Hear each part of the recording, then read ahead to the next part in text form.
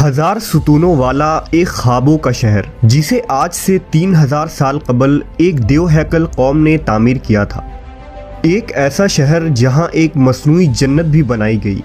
یہ وہی گمشدہ شہر ہے جسے سینکڑوں سال سے خزانے کی لالچ میں لوگ تلاش کرتے آ رہے ہیں۔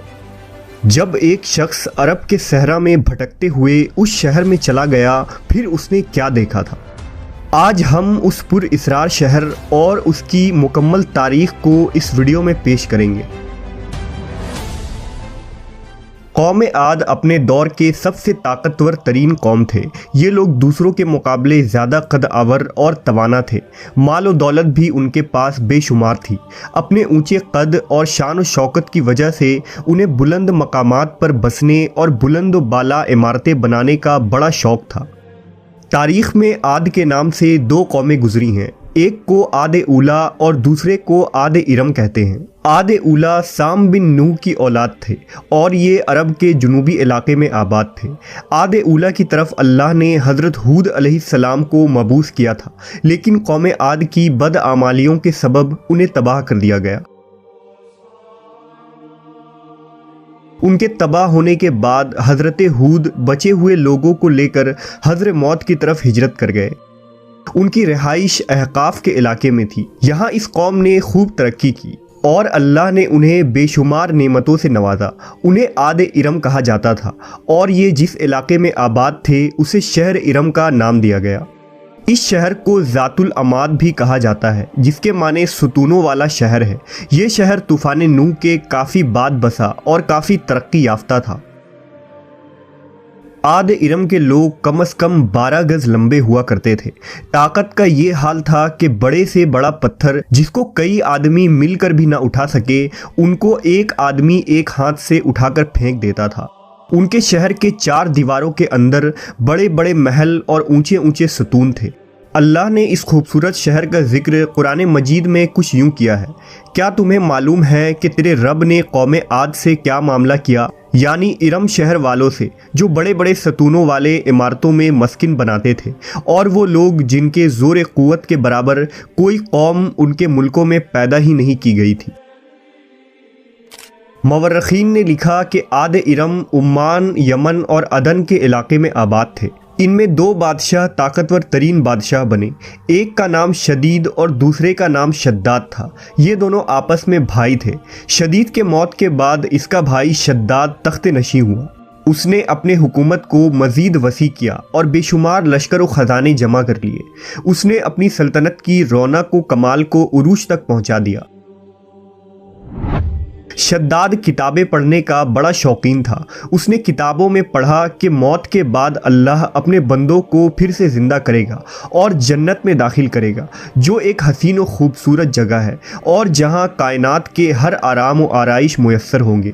جب اس نے جنت کے باغوں اور نہروں کے متعلق پڑھا تو اس کے ذہن میں یہ خیال آیا کہ کیوں نہ میں بھی ایک ایسی ہی جنت دنیا میں تعمیر کروں کہ جو اس جنت کے مشابہ ہوگی، اور وہاں لوگوں کو آباد کروں گا۔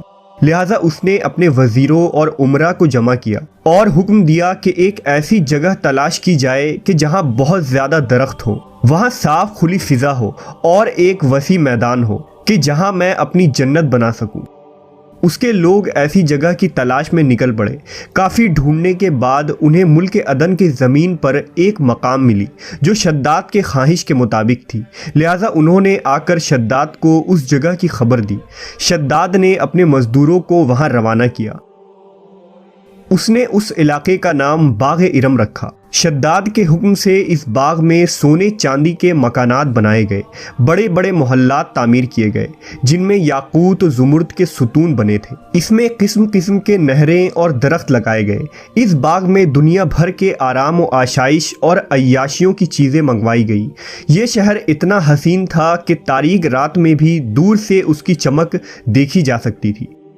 اس کے ہر ایک محل میں 1000 ستون تھے۔ شہر کے درمیان ایک نہر بنائی گئی تھی اور ہر محل میں اس نہر سے چھوٹی چھوٹی نہریں لے جائی گئی۔ کچھ نہریں شراب کی تو کچھ شہد اور کچھ دودھ کی تھی۔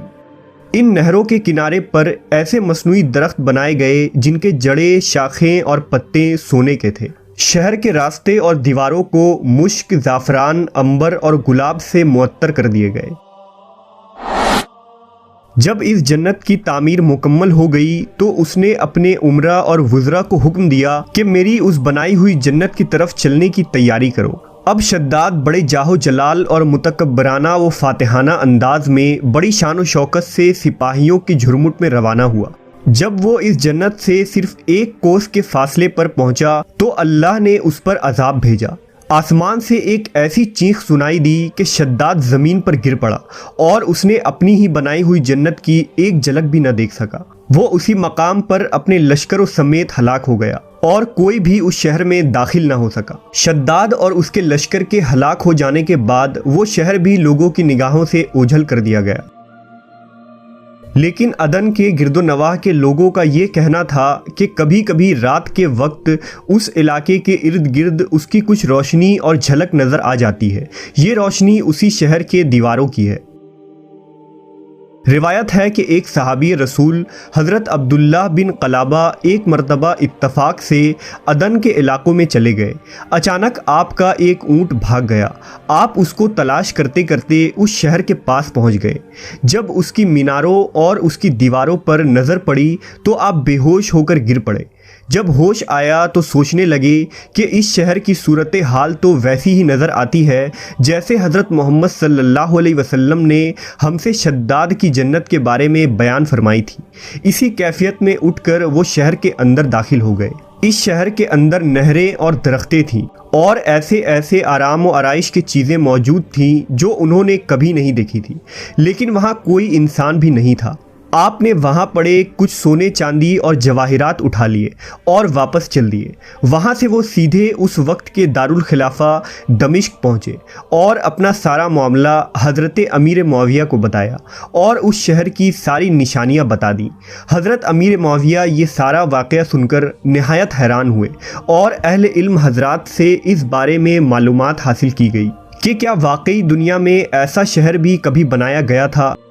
لہٰذا حضرت کعب بن احبار رضی اللہ تعالیٰ عنہ نے بتایا کہ ہاں، قرآن مجید میں بھی اس شہر کا ذکر موجود ہے، مگر اللہ نے اس کو لوگوں کی نگاہ سے چھپا دیا ہے۔ حضرت کعب بن احبار نے بتایا کہ نبی صلی اللہ علیہ وسلم نے فرمایا تھا کہ میری امت میں سے ایک آدمی اس شہر میں چلا جائے گا اور وہ چھوٹے قد سرخ رنگ کا ہوگا، اس کے ابروں اور گردن پر 2 تل ہوں گے۔ وہ اپنے اونٹ کو ڈھونڈتا ہوا اس شہر میں پہنچے گا اور وہاں کے عجائبات دیکھے گا۔ جب حضرت معاویہ نے یہ تمام نشانیاں حضرت عبداللہ بن قلابہ میں دیکھی تو فرمایا کہ واللہ آپ وہی شخص ہے۔ انگریزی میں یہ شہر یا کھنڈرات the last city of Iram اور the last city of Atlantis کے نام سے مشہور ہے۔ عرصہ دراز تک یہ شہر اپنے خزانے کی کہانیوں کی وجہ سے مشہور رہا ہے اور ہر دور میں سیاح اس شہر کی تلاش میں رہے ہیں۔ یہ شہر دولت سے مالا مال ہونے کے علاوہ بدعمالیوں اور فسق و فجور میں بھی شہرت رکھتا تھا۔ اوبار کا ذکر مشہور زمانہ عربی کتاب الف لیلہ میں بھی موجود ہے۔ اس طرح لارنس آف عربیہ نے اس شہر کا ذکر اپنی کتاب اٹلانٹس آف سینڈ میں بھی کیا تھا، اور برٹش رائٹر برٹام ٹامس نے اپنی کتاب عربک فیلکس میں اس شہر کے بارے میں لکھا ہے۔ سن 1984 میں امریکی خلائی ایجنسی ناسا کے سیٹلائٹ سے لی جانے والی تصاویر کی مدد سے عمان میں ایک مقام کی دریافت کی گئی۔ 1991 میں اس شہر کی کھدائی کا کام شروع ہوا اور یہاں 600 فٹ ریت کے نیچے مدفون ایک قلعہ دریافت ہوا جو تقریباً 2000 سال پرانا تھا۔ 8 سمتوں پر مشتمل اس مضبوط قلعے کی دیواریں 60 فٹ لمبی اور 12 فٹ اونچی تھیں۔ ماہرین کا کہنا تھا کہ یہ شہر لوبان کی خرید و فروخت کا ایک وقت کا عظیم الشان مرکز تھا جسے ارم شہر کہا جاتا تھا۔ آج یہ علاقہ تا قیامت لوگوں کے لیے عبرت کی نشان بن گئی ہے۔ بہرحال یہ تمام کھنڈرات، بوسیدہ ستون اور محلات چیخ چیخ کر ہمیں آج یہ کہہ رہے ہیں کہ ہر چیز فانی ہے اور ہمیشہ باقی رہنے والی ذات تو صرف اللہ تبارک و تعالیٰ کی ہے۔